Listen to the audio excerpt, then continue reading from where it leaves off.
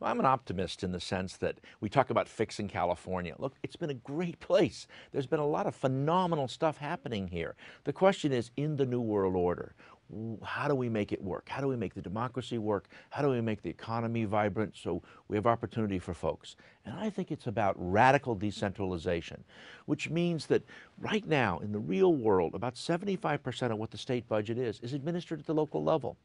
And so people don't want to send their money to Sacramento. They see it as waste, fraud, and abuse. But if they can touch it and feel it and see it locally, if you decentralize, what you end up getting is a place where you can move quicker, and Fresno can compete with San Diego and can compete with San Francisco.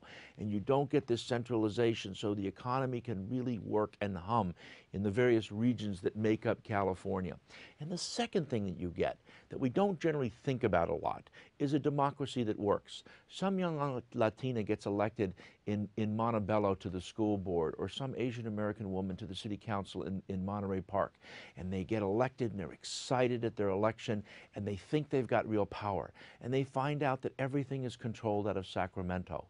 And so the reality is that they're not really real. Democracy's not really working. And so there's a disconnect. There's a frustration with ordinary folks. They feel powerless. You got to really reinvent the system. Do you need to fix the budget? Yeah.